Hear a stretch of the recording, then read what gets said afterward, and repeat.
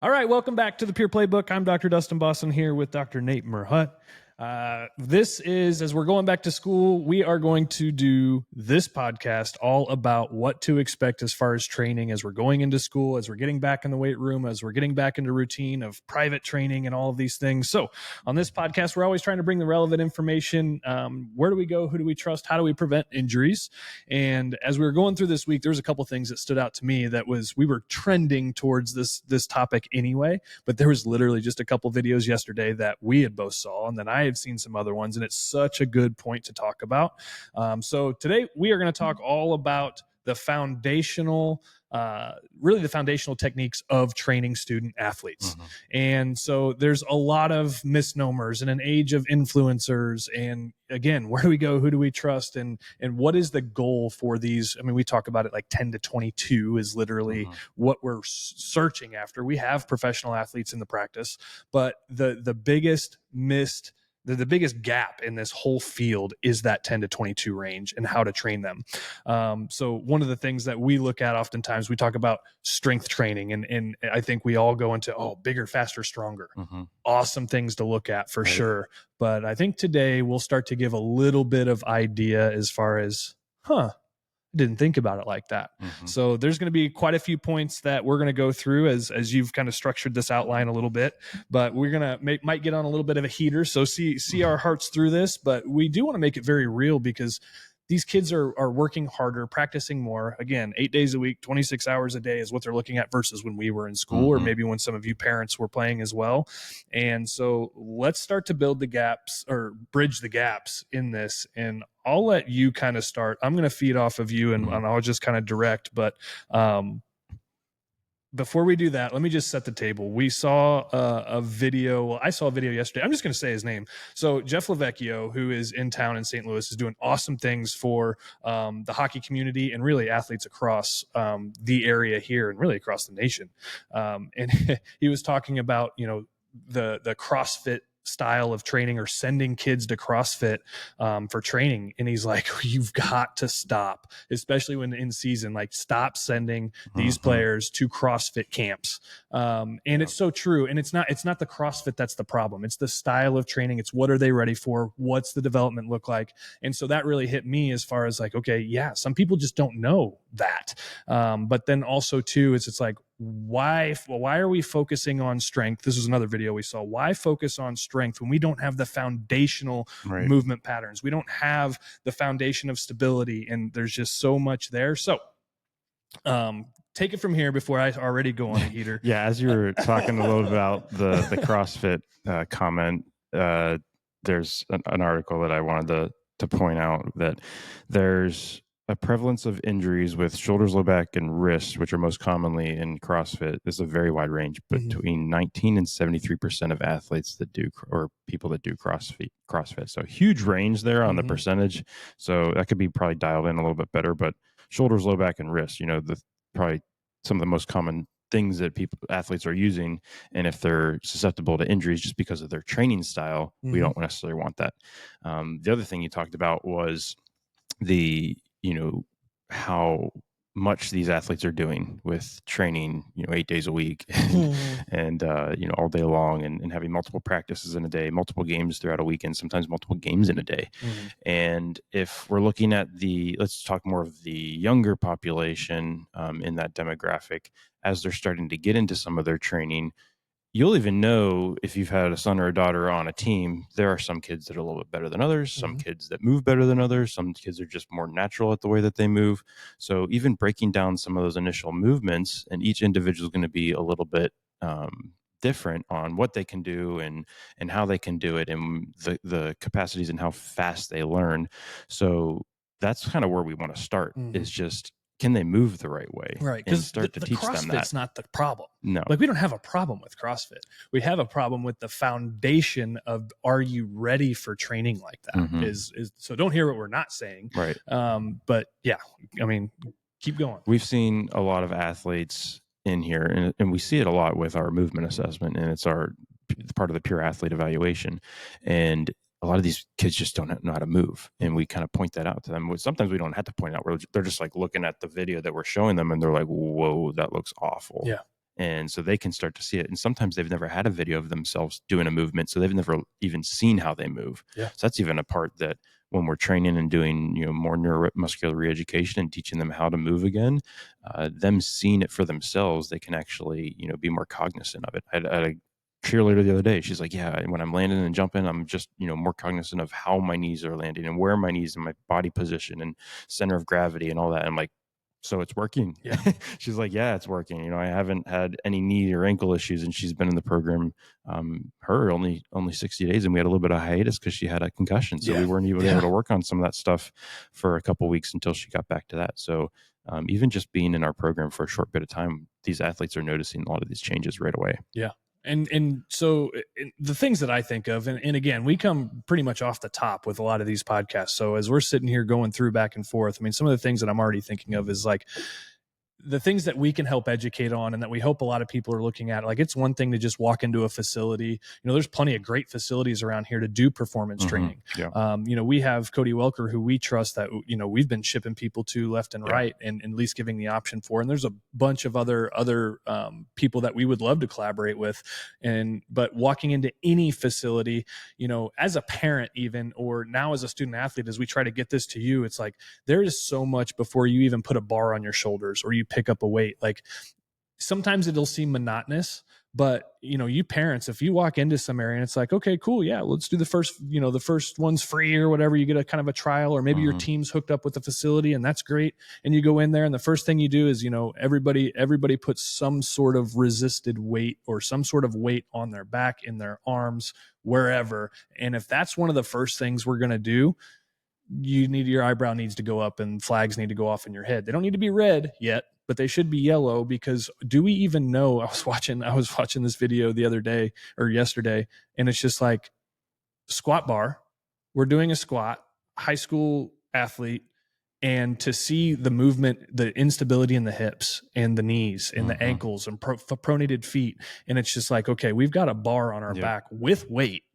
And then just the whole positioning. And it's just like, we can start to train, and we need to start. I don't care how young they are. My son's in here trying to do stuff at 6 and 8 years old, but they're not doing it with weight. And we're showing them the patterns they're seeing, and we're watching the movement, because it doesn't take but that one time.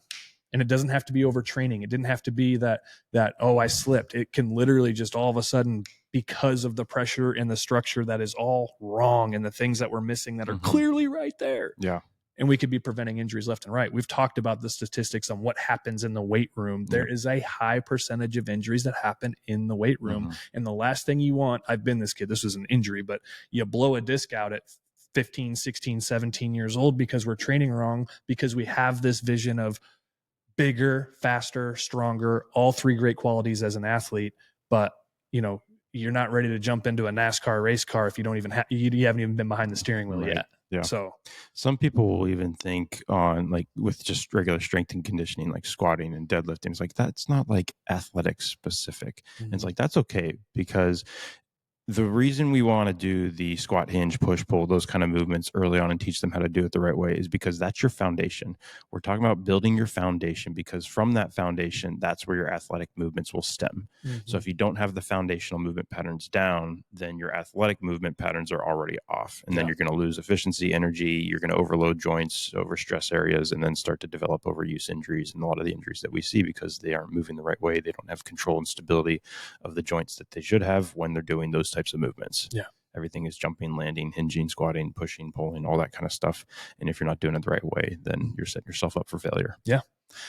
With those two, when we talk about this, and you can kind of direct this where we're going to go next, but on this same topic is also too, again, we harp on the structure, like just structure. Like, do we know what the spine looks like? Do we know what hips look like? We're not necessarily looking for things that are wrong, or to tell you have scoliosis, and I tell people this all the time, in this office, here's who we are not.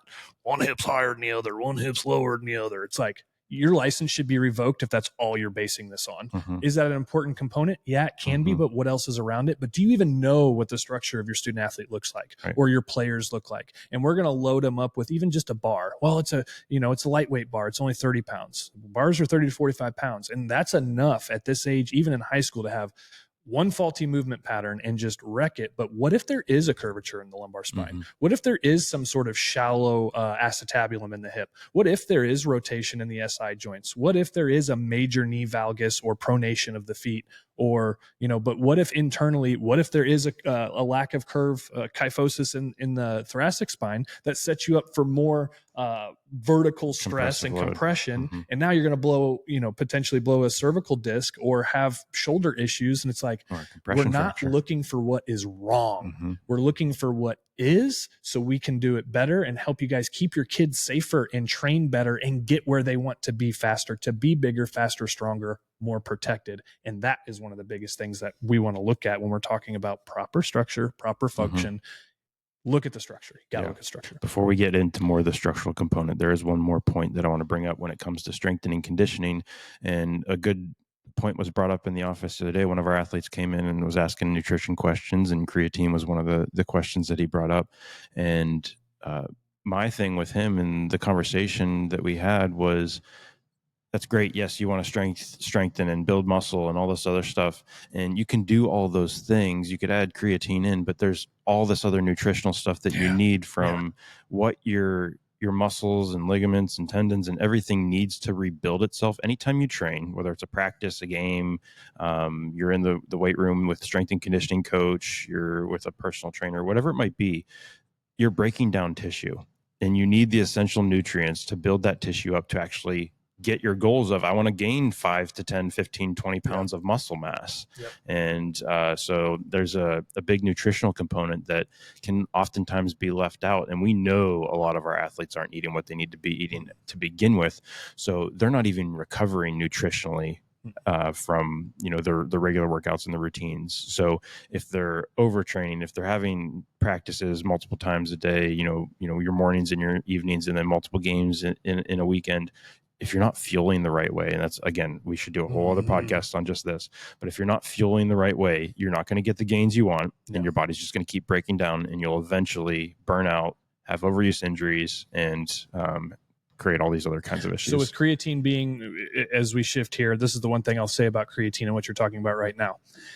If you are the student athlete, or if you're the parent and you know this, if all they are drinking are sports drinks and soda and more sports drinks and Propel and not any water, don't even bother taking creatine. You will cake the kidneys. Yes, it will suck and it won't be good. And then all of a sudden at 17 years old, you have the potential to start throwing kidney stones. So if you're all you're doing is drinking Gatorade, and even, I love Body Armor. Body Armor is my go-to. But if all you're doing is even drinking the best sports drinks out there, no dyes, no sugars, all clean stuff, that's great. If you're not drinking water, just don't even go the creatine route yet.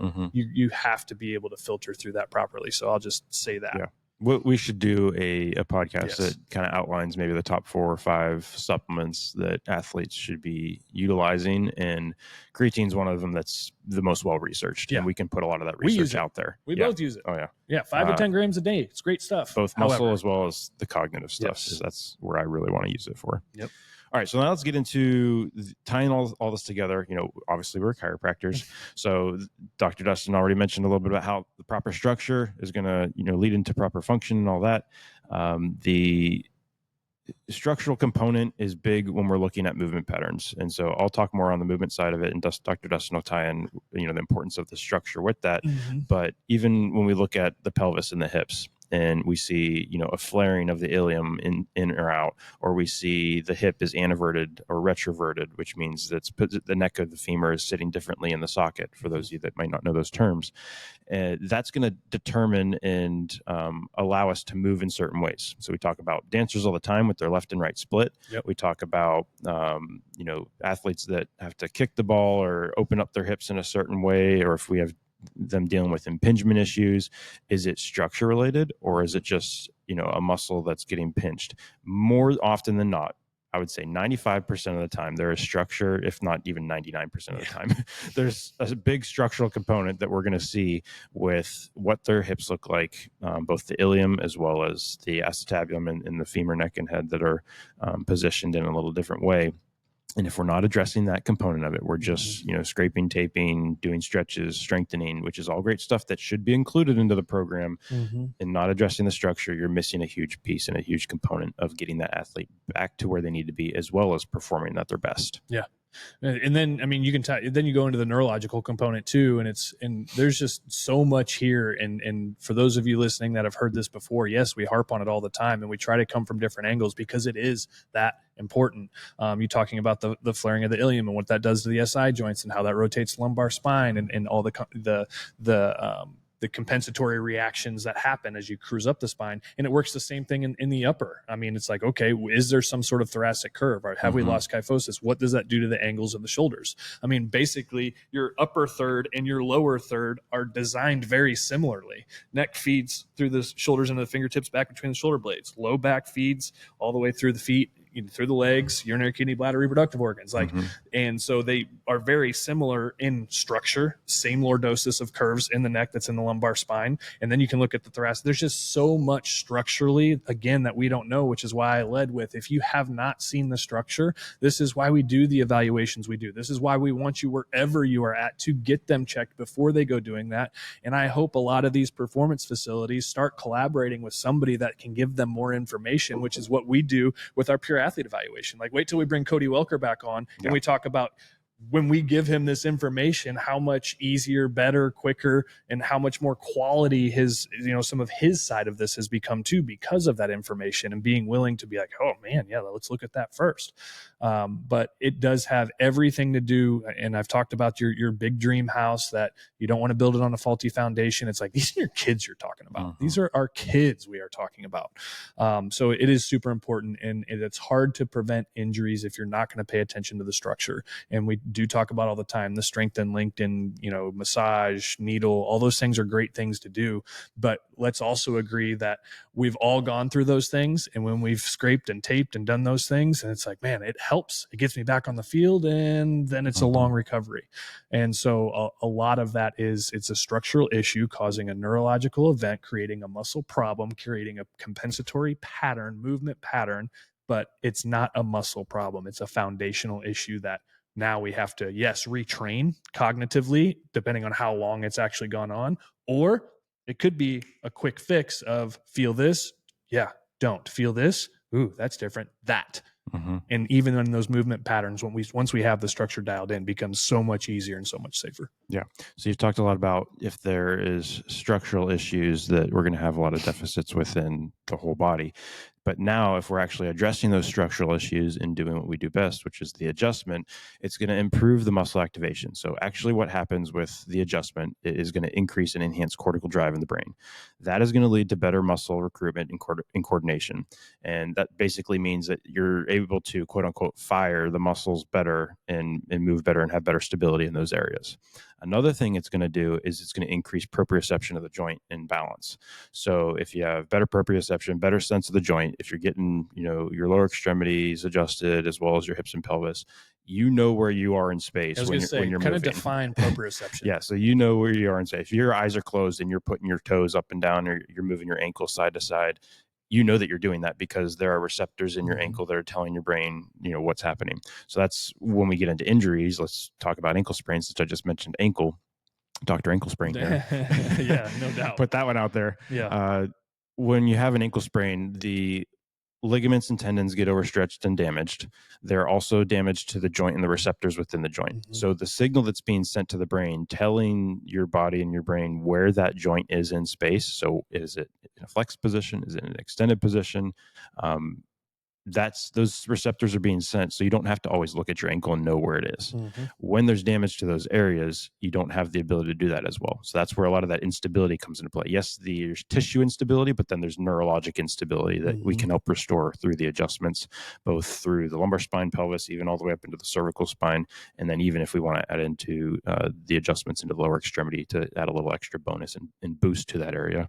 And we've had multiple athletes where we've adjusted their feet and their ankles, and they got off the table and they're like, oh my gosh, I can feel where I am. They literally say that. And one of our I can athletes, feel my whole foot on the ground. Yeah, Maddie was one of them in particular where we did that, and she was just blown away. She's like, you're never not adjusting my feet anymore. So Right.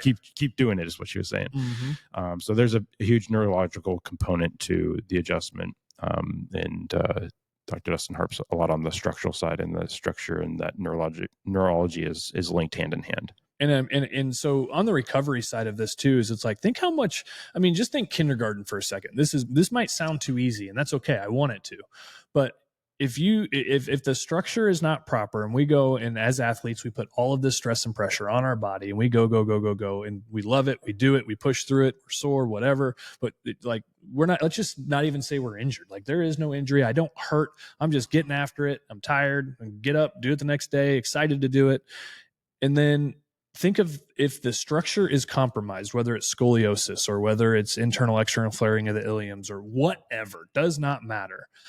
How much harder do you think the body has to work, even from I'm just going to say subconsciously, innately? How much harder does the body have to work knowing that the structure's not proper versus even recovering the musculature? Like, what do you think the body's going to prioritize protecting?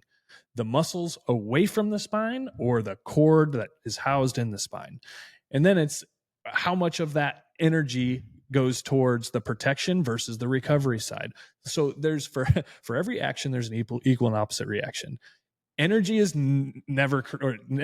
energy is not created nor destroyed. Mm-hmm. It is. So here we go back to physics again. I guess I enjoyed my days in physics. But there's energy is not created nor is it destroyed. It's transferred.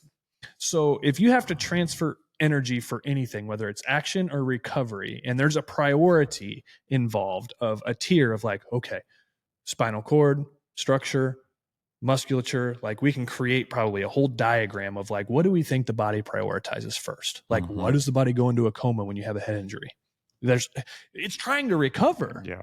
And it's like, if you don't have proper structure and you don't have proper function, it's going to protect what it knows is most important. Could give a shit about the muscles at that point in time. So proper structure, even on the recovery side, because we all know on the recovery side, we ain't doing it enough. If you're practicing 6 or 7 days a week, like, recovery is not just 20 minutes after practice doing a cool down. That's not recovery. So there's, structure, function, recovery, nutrition, like, it's all wrapped up. But we have got to start prioritizing the foundation of this and the injury prevention and creating stability and protecting these kids from the foundation up before we start going high power. Yeah. So with recovery, I'll link it back into the adjustment. What does the adjustment do for active recovery, passive recovery, and all that? So I'm going to go into that in the neurology behind it, but there's the sympathetic and parasympathetic nervous system again. And when our athletes are training, when they're in games, when they're doing all the stuff, they're in kind of that sympathetic drive. And we need to be in that mode, because you're going to increase blood pressure, heart rate, it's going to pump everything out to the extremities where it needs to pump it to, just like you're saying. The central is where it needs to be from a recovery and healing standpoint, which is parasympathetic, close to the spine, versus the sympathetic, where you're pushing stuff out to extremities, the muscles, and so that you can actually sprint, run, and push, pull, all the things that we were talking about. So when you're getting adjusted, these athletes, when they're coming in after practices or getting set up for games on a long weekend kind of a thing, we're helping to get them back into that parasympathetic mode, that rest and digest mode, to allow them to heal and recover and get them in the right mindset, so that they're ready to go for the next bout of sympathetic drive, in a sense. And we should be able to go back and forth between that fairly easily. And that's where all this heart rate variability stuff comes in, whether you're wearing a tracker, a ring, a Whoop, or whatever it might be. And heart rate variability there should be a lot of variability between your heart rate, even within a minute. So, if you're listening to your heart rate, and I'm going down a little rabbit hole. If you're listening to your heart rate and it's every beat is on the second to a minute, it's like boom, boom, boom, boom. That's not very variable. So you don't have very high heart rate variability. So it's not best for an athlete to be in that zone right there. You want to have as much variability as possible. So you would want within that minute for it to be like boom, boom, boom, boom, boom, boom. So it's like there's gaps in between those beats. And that tells us that your body is able to bounce back and forth between that sympathetic and parasympathetic and has control over it. Whereas when your body doesn't have control over it, or there's something wrong that's causing you not to have control, aka the subluxation, and when we do the adjustment to restore proper function, then the sympathetic and parasympathetic nervous system can work a lot better. Yeah. And that's not an arrhythmia. No. So don't get that confused. That's not an arrhythmia. That is adaptability. Yeah. Not only is that heart rate variability, which we have here, like we use that on our athletes and all of our clientele. That is, there is variability, but what variability can also give us is we can start to tune into adaptability. Yeah. So not only do we get the data of, are you variable?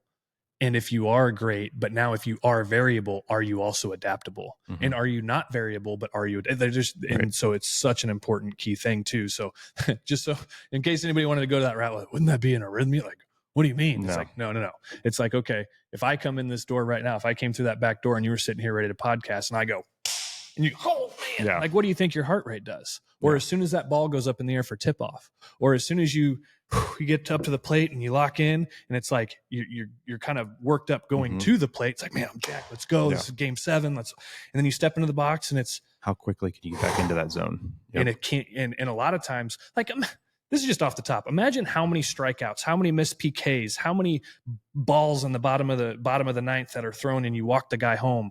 Like, how many mistakes happen because you can't adapt the variability of the function. Yeah. And that, okay, now let me get off of that track and go, it works the same way on the big meathead workout muscle side of it too. You have to have the variability, you have to have the adaptability, but you have got to have the foundation of doing it properly and letting the body have the function to be able to do it properly. So there's so much here. And so based on a couple of the videos that we've seen and with the questions that we're being asked here and where do we go and who do we trust and who we're sending people to and why, there are plenty of good places to do it. There's just some things that we need to look for. If they're doing squats and there's any sort of variability, any sort of shuddering of the knees or knees folding over or hips or swing, or if you're doing a deadlift and your tailbone falls out. Yeah. And so having somebody, it's okay to not do weight. I'll tell you what, I bet we could use 0 weight. And we can increase body mass with 0 weight. Oh, yeah. 0 weight. And we could run through things that would not, and we do it every day. We could, and it's not with the intention right now to build, unless that's what they're coming in for, but we do it every day where it's like, you can go through a workout that is not bar related and weight resisted related and be absolutely smoked by the time you're done with it, and do it long enough with the variability in the workout, doing it correct. You can do injury prevention and build at the same time. Right. Yeah. That's a good point. You don't have to be in the weight room to get the gains that you need for your sport. Yeah. And that's a big misnomer. We're seeing a lot of these athletes. Yeah. They want to get in the weight room. They want to get under the bar, or sometimes they're scared to get under the bar, but they want to do all these things, and you don't have to. Start somewhere else. Start with body weight. Yeah. Because if you can't move your own body weight. And I think that's important for, you parents to hear too. And even a lot of the coaches, because when we go into competition mode, it's either we don't know what we don't know. It's not our field. We don't know, but we know the end game is it's like bigger, faster, stronger. Okay. Well, then on the strength side or the coaching side, it's very easy to get misconstrued or to get kind of jaded, blinded into this mode of compete. Bigger, faster, stronger, make them bigger, make them faster, make her stronger, but just have that foundation and be very cognizant. And I even saw something in your outline, like make sure whatever environment that your athlete's in or what you're looking for, that there is a safe ratio of qualified people who know what they're talking about that are taking these kids. Because I've seen a facility that there's 2 people in the room and there's 35, 40 kids and everybody's getting after it. And then all it takes is for a couple of these kids to, mess with each other or just not be doing something right. And bang, that's when bad things happen. So having a great ratio of people in the room that know what they're talking about. Yeah. You could be working with someone that has the right credentials, but if they are overloaded and have too many athletes they have to attend to, they can't give the quality care that are required. Have all the alphabet soup that you want behind your name, in front of your name, certificates, diplomas, doctorates, whatever, written letters from the government and wherever you want.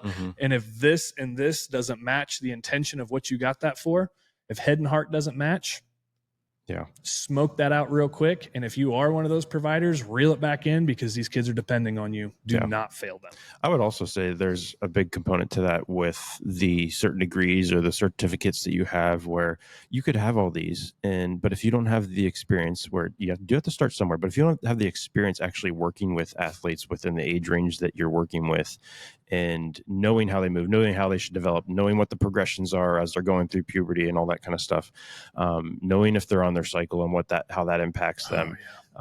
If you don't have that knowledge when you're working with these athletes, then you're doing them a very big disservice. And we also see that a lot, not only in this community, but on TikTok and other platforms where there are providers, or not necessarily even providers, but personal trainers and strength and conditioning coaches. But yeah, they have great degrees, they know their stuff, but they don't know their stuff for the population that they're working with. And that can be a big thing and set up an athlete to get injured. There you go. We all know these people. Some of us are some of them. You ever seen the difference between book smart and street smart? It's like, man, this guy knows all the Jeopardy questions, all of these things, and then he forgets to look both ways before he crosses the street and gets hit by a car. Yep. It's like, same thing. You knew that there was traffic on that road. Mm-hmm. You just didn't think to approach it appropriately, but you knew it was there. And then vice versa. It's like, man, dynamically, like this person is so adaptable and da-da-da. But man, it's like you ask them what 2 + 2 is and they don't know how to spell 4. Mm-hmm. And it's like, okay. So, but same thing. And I say that to say this. A lot of people, if you go in somewhere, you can go into some of these places and like you can literally take a weekend little class online and get your certificate from a couple of these different sites that all of a sudden now you're a nutritionist. Mm-hmm. You're not a dietitian, but you're a nutritionist after scrolling through a PowerPoint to get to the questions that you can retake as many times as you want. But that facility just wants you to be credentialed so they can put, the NASM nutritionist on there so you feel that he's validated, but that's just a paycheck for them. That was a qualification that they needed to get. Not all of them are like this. I'm just warning you because there's plenty of them out there, and I just don't want people to be misconstrued. Mm-hmm. And it's just like they had to do the thing to be able to have the job to acquire the paycheck, and then that's just what, so make sure head and heart match the desire of whatever facility, and interview these people and know what you're looking for. And if you don't know what you're looking for, keep diving in and asking questions, but make sure that there's a qualified, and I think the stronger the degree, doctorate, master's versus just the certificates, it'd be a good place to start. We have certificates in other things. Mm-hmm. Made on the foundation of a lot of the other education of biochemistry and genetics and athletic training and neurophysiology and a doctorate. And there's a whole, this is not just a weekend class. So just be very careful, because in an influencer age, a lot of great influencers out there that don't have those degrees doing great things with a lot of knowledge and applicable experience in the field. You can be book smart. Mm-hmm. You can absolutely be book smart.